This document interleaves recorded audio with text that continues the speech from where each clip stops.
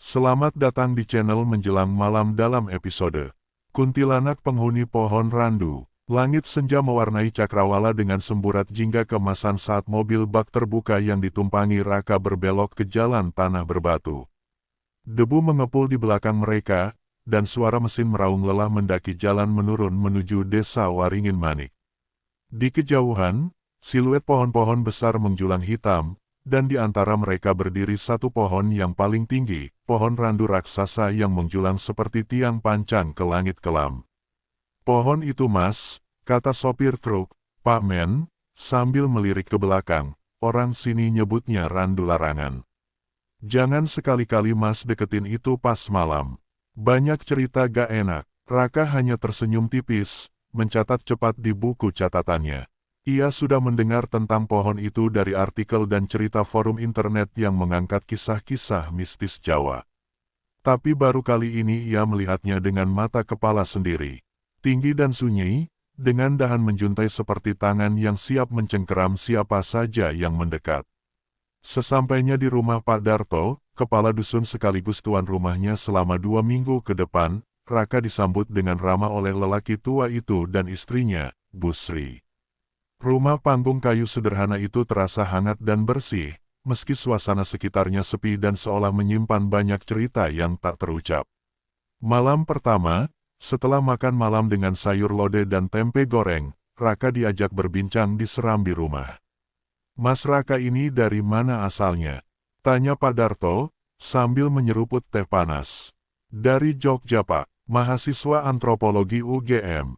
Saya lagi bikin skripsi tentang kepercayaan masyarakat terhadap tempat angker dan pohon keramat," jawab Raka sopan.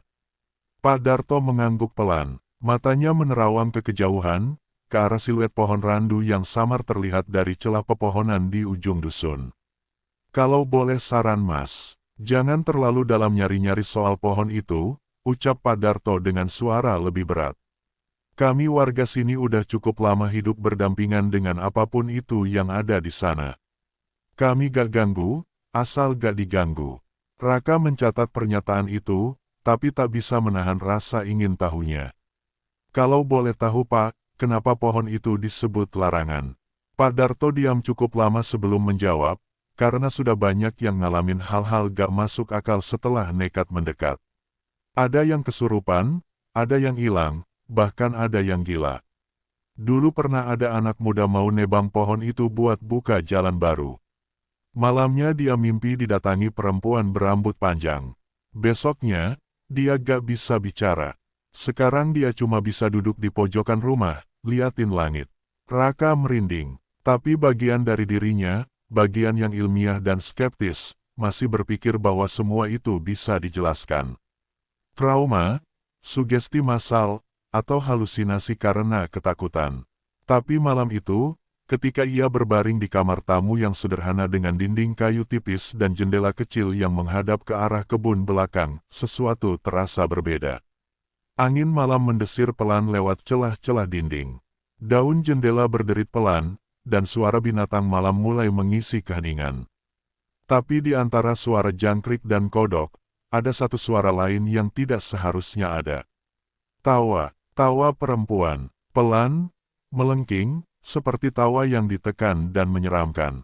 Sekilas terdengar jauh, tapi semakin lama, semakin dekat. Raka membuka matanya perlahan, jantungnya berdetak cepat.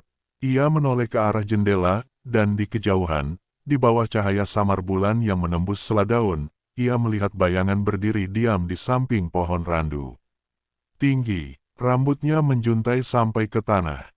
Gaunnya putih, lusuh, dan diam seperti patung. Tawa itu terdengar lagi, kali ini lebih dekat, lebih jelas. Raka terpejam sejenak, mencoba mengabaikan. Tapi sesaat sebelum ia benar-benar tertidur, ia bermimpi. Ia berdiri di bawah pohon randu. Angin berhembus dingin. Dari balik pohon, keluar seorang perempuan muda pucat, wajahnya penuh luka, dan bibirnya bergerak tanpa suara. Namun di telinga Raka, terdengar jelas. "Tolong aku, Raka, tolong aku." Keesokan paginya, Raka terbangun dengan kepala berat. Matahari pagi mengintip malu-malu dari sela dahan pohon kelapa, menandakan pagi yang biasa. Tapi Raka tahu, malam tadi bukan malam yang biasa. Mimpi itu masih membekas jelas di benaknya, sosok perempuan dengan wajah penuh luka yang memanggil namanya, berdiri di bawah pohon randu dengan gaun putih yang berlumuran tanah dan darah. Suaranya lirih, seperti rintihan yang tertahan puluhan tahun. "Tolong aku, Raka." Padahal, ia belum pernah memperkenalkan namanya pada siapapun di luar rumah Pak Darto. Dengan langkah gontai, Raka menuju dapur. Bu Sri sedang menanak nasi dan menyiapkan teh manis. Aroma kayu bakar bercampur dengan bau tanah basah. "Mas Raka kelihatannya pucat. Sakit ya?" tanya Bu Sri dengan lembut. "Enggak Bu, cuma mimpi aneh aja," jawab Raka menyesap teh. Pak Darto masuk tak lama kemudian, membawa beberapa lembar surat kabar lama yang ia tawarkan untuk membantu penelitian Raka. "Ini kalau mau cari-cari cerita duluan. Tapi ingat, jangan terlalu larut. Orang luar biasanya gak tahan," ucapnya sambil menatap Raka dengan pandangan yang sulit ditafsirkan, campuran khawatir dan, entah kenapa, rasa bersalah. Hari itu Raka menyusuri desa. Ia mewawancarai beberapa warga, namun, hampir semua langsung menghindar atau tersenyum kaku begitu ia menyebut pohon randu. Seorang bapak tua yang sedang memperbaiki pagar rumah hanya menjawab singkat, "Itu bukan tempat buat ditanyain. Lebih baik sampeyan tanya yang hidup saja, daripada yang udah mati." Namun Raka tak menyerah. Ia mencatat pola, ketakutan warga bukan sekadar karena mitos, tapi seperti ada trauma kolektif yang mereka sembunyikan. Menjelang sore, Raka duduk di pinggir sawah, memandangi siluet pohon randu dari kejauhan. Sekilas, pohon itu tampak seperti biasa saja, hanya pohon besar tua yang rimbun. Tapi bila diperhatikan, ranting-rantingnya menjuntai ke bawah seperti jari-jari yang melambai. Dan di seladahan atas, burung tak pernah bertengger. Ia mengarahkan kamera dan memotret dari jarak jauh. Dalam hasil pratinjau, Raka memicingkan mata. Di layar kecil kamera, bayangan putih tampak menggantung samar di salah satu dahan paling atas. Saat ia mengarahkan ulang kameranya, bayangan itu tak ada. Angin sore tiba-tiba berembus kencang. Ilalang bergoyang liar, udara berubah dingin. Merasa tak nyaman, Raka pulang cepat ke rumah. Malamnya, Raka tidak bisa tidur. Ia terus memutar ulang potongan gambar itu di kameranya. Bayangan putih itu bukan efek cahaya. Bentuknya terlalu nyata, terlalu manusiawi. Sekitar pukul 2 dini hari, suara tawa perempuan itu kembali terdengar, lebih jelas, lebih dekat. Kali ini tidak samar, tidak dari kejauhan, tapi seolah datang dari depan jendela kamarnya. Raka mematung, napasnya tercekat. Perlahan, ia bangkit dan mendekati jendela. Tirai tipis berkibar pelan ditiup angin dari sela-sela dinding kayu. Dengan gemetar, ia mengintip keluar. Gelap, namun, ada sesuatu di sana. Sosok perempuan berdiri di bawah pohon pisang di halaman belakang. Tubuhnya diam tak bergerak, rambut panjang menutupi wajah. Gaun putih lusuh melambai pelan tertiup angin malam. Saat Raka menyipitkan mata, perempuan itu perlahan mengangkat kepala. Dua mata merah menyala menatap lurus ke arahnya. Tawa itu terdengar lagi, panjang, menjerit, menusuk jantung. Raka terhuyung jatuh ke belakang. Jantungnya berdegup liar. Ia berlari ke kamar mandi, membasuh wajah, tubuhnya gemetar. Ketika ia mengangkat wajah ke cermin, di belakang pantulan, wajahnya, bayangan putih berdiri tepat di ambang pintu kamar. Raka menjerit. Keesokan harinya, Bu Sri menemukan Raka pingsan di depan kamar mandi, kulitnya dingin, dan bibirnya pecah-pecah. Di lantai kamar mandi, ada bekas jejak lumpur kecil, dan helaian rambut panjang yang tidak mungkin milik siapapun di rumah itu. Raka duduk diam di bale-bale depan rumah Pak Darto, tubuhnya diselimuti selimut tipis, wajahnya masih pucat. Teh manis hangat di tangannya tak tersentuh. Sejak pagi, ia belum berkata sepatah kata pun. Matanya kosong menatap jalan tanah di depan rumah, seolah pikirannya tertinggal di malam yang baru saja lewat. "Mas Raka harus pulang aja. Gak baik terus-terusan di sini," kata Bu Sri pelan sambil duduk di sampingnya. Tapi Raka menggeleng. Saya harus tahu, Bu. Saya gak mimpi. Saya lihat dia, di bawah pohon, di cermin. Pak Darto berdiri di pintu, wajahnya keras. Itu sebabnya saya sudah bilang dari awal, jangan tanya-tanya soal pohon itu. Sekarang Mas Raka sendiri yang merasakan akibatnya. Raka menatap Pak Darto dalam-dalam. Kalau memang ada sesuatu di sana, bukankah lebih baik kebenaran diungkap, Pak? Kalau memang dulu ada yang dibunuh dan dikubur di sana. Seketika udara terasa lebih berat. Pak Darto menatapnya tajam, lalu memalingkan wajah. Cukup Mas, jangan bahas itu lagi. Saya gak mau desa ini kena bala. Hari itu, Raka tetap keluar. Meski tubuhnya lemas dan pikirannya masih terganggu, rasa ingin tahunya justru makin membuncah. Ia membawa kamera kecil dan alat rekam suara, lalu menyusuri desa. Ia mendatangi warung kecil di dekat musala. Pemiliknya, seorang ibu setengah baya bernama Mbok Rumi, terlihat ramah. Tapi senyumnya menghilang ketika Raka bertanya, "Apa Mbok tahu soal pohon randu di ujung desa?" Mbok Rumi buru-buru menutup pintu warung. "Jangan sebut itu di sini, Mas. Dengar ya, di desa ini, hal-hal kayak gitu gak boleh dibahas terang-terangan. Apalagi sama orang luar, tapi saya cuma ingin tahu sejarahnya. Dulu katanya ada perempuan yang..." "Cukup," potong Mbok Rumi, suaranya gemetar. "Saya pernah lihat dia, Mas. Waktu masih muda, teman saya nekat main ke sana malam-malam, bilang mau uji nyali. Besoknya dia pulang, jalan sambil merangkak. Matanya kosong, sampai sekarang masih dirawat di rumah. Sudah 20 tahun gak ngomong." Raka tertegun. "Siapa nama teman Mbok?" Mbok Rumi ragu, lalu berbisik, "Namanya Lastri. Rumahnya di belakang kandang kambing, dekat lapangan kecil. Tep saya mohon Mas, jangan ganggu dia.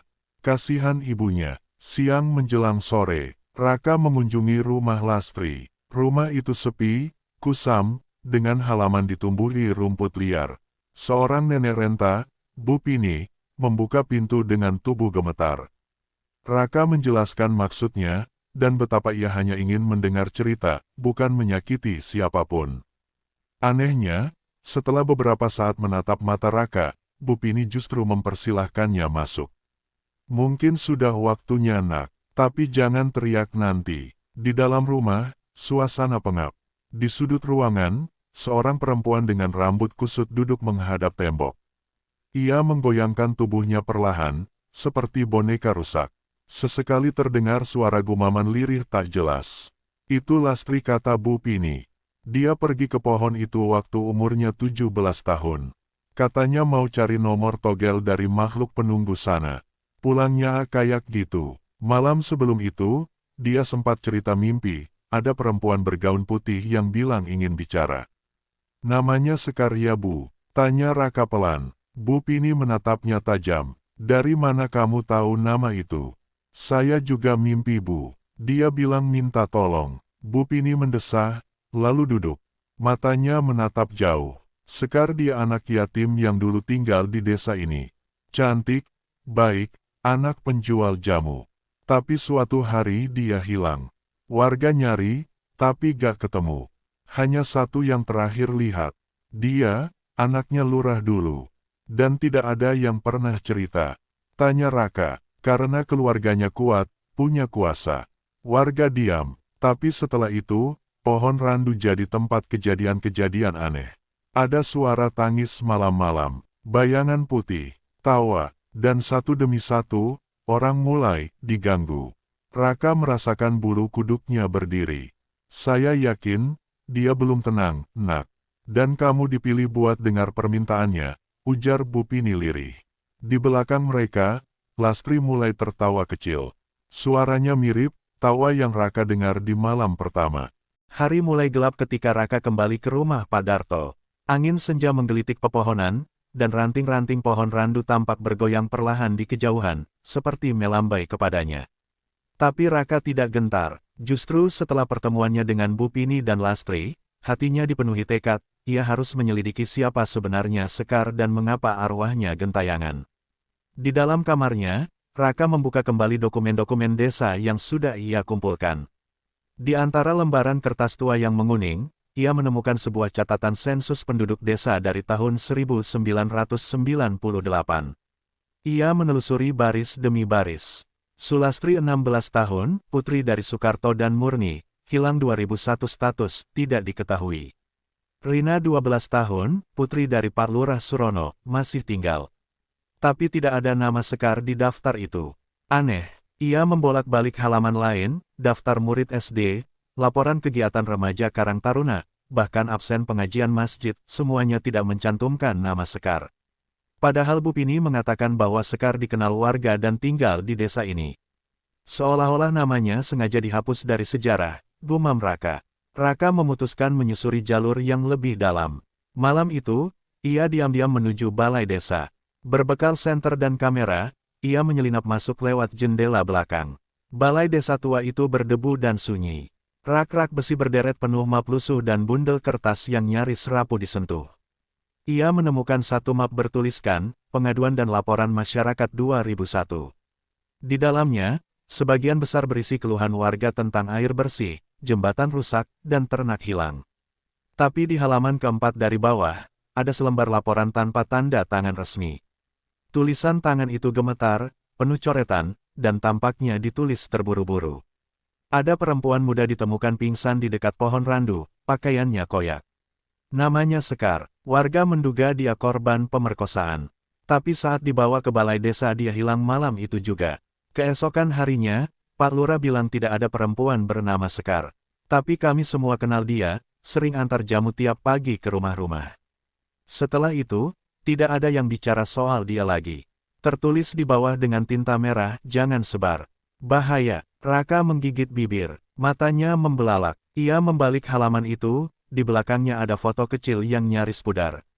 Seorang perempuan muda dengan senyum lembut dan sanggul rambut rapi. Di balik foto itu tertulis, Sekar 17 tahun. Saat itu juga, lampu senter Raka mulai berkedip. Serik, dari ujung ruangan, terdengar suara berderit, seperti kursi yang diseret pelan. Raka membalikkan badan, tak ada siapa-siapa, namun hawa dingin mendadak memenuhi ruangan. Senter Raka mati total. Ia kini hanya mengandalkan sinar rembulan yang menyelinap masuk dari celah jendela. Kemudian, terdengar suara langkah kaki bertelanjang. Perlahan, dekat, tiba-tiba suara perempuan terdengar di telinganya, sangat dekat, seolah dibisikkan langsung ke lubang telinganya. Kau sudah membukanya, sekarang kau harus bantu aku. Raka tersentak, nafasnya tercekat. Ia berlari keluar balai desa, membawa map itu bersamanya. Tapi saat ia membuka kembali map itu di rumah Pak Darto, halaman yang ia temukan tadi hilang.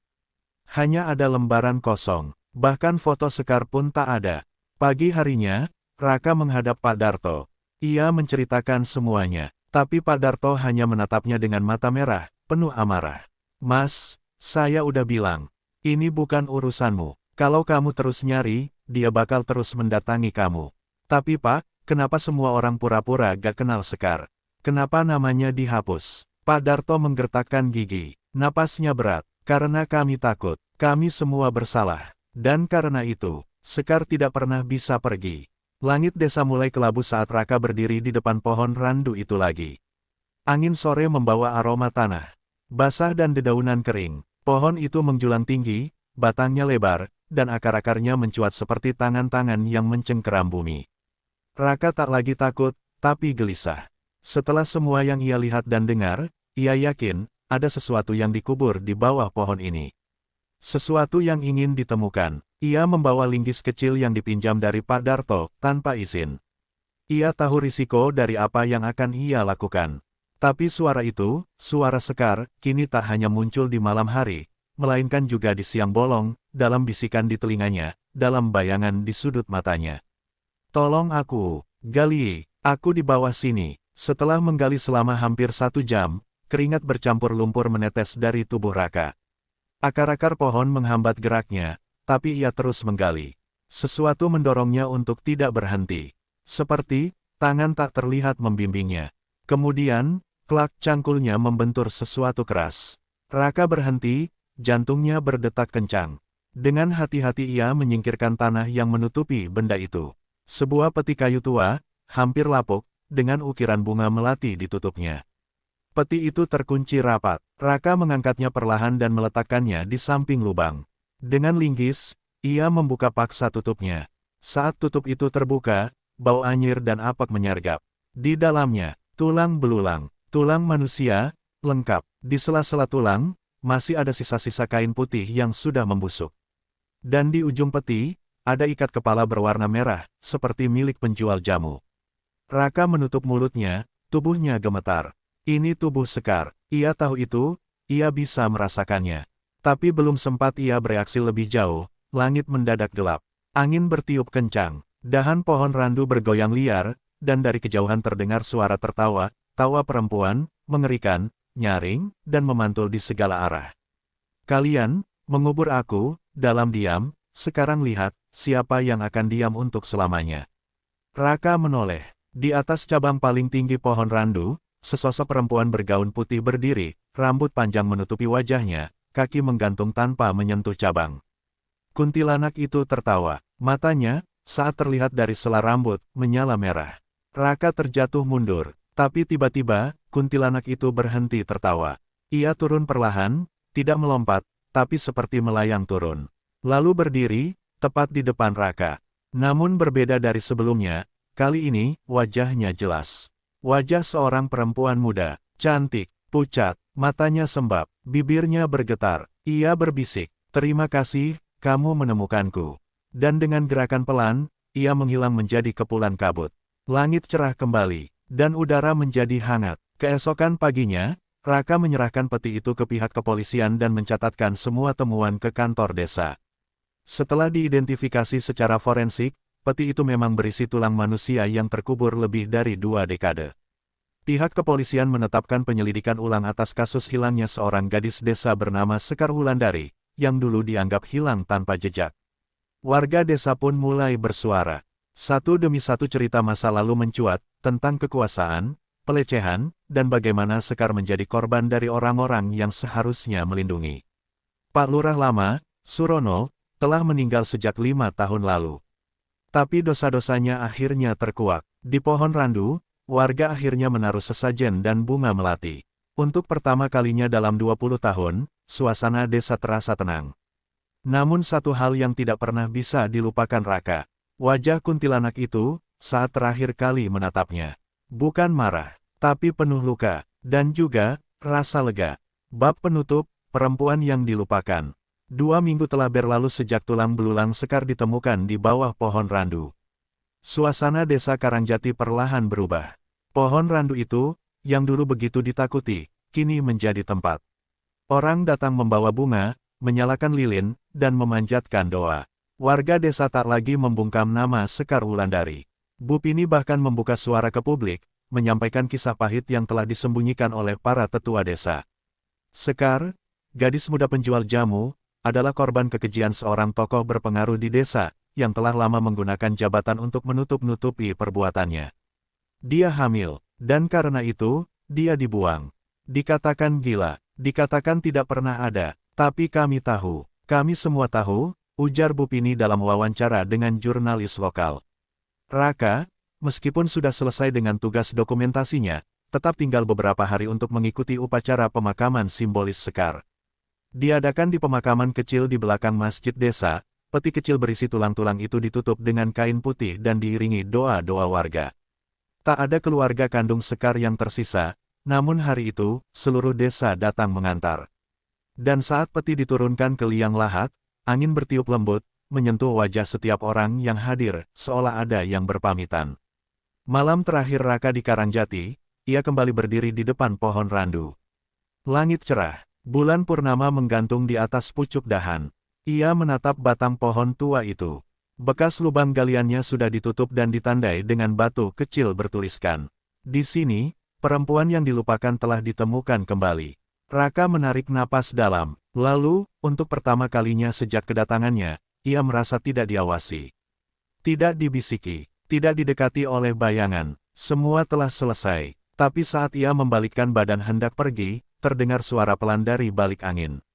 Terima kasih. Raka tersenyum. Ia tidak menoleh. Ia hanya menjawab pelan, sama-sama, Sekar. Kemudian, ia melangkah pergi, meninggalkan pohon randu, dan arwah yang kini telah tenang. Dan cerita pun berakhir. Terima kasih sudah menonton video dari kami. Jika kalian suka video ini, jangan lupa untuk like, komen, share dan subscribe. Sampai jumpa pada episode cerita menjelang malam berikutnya.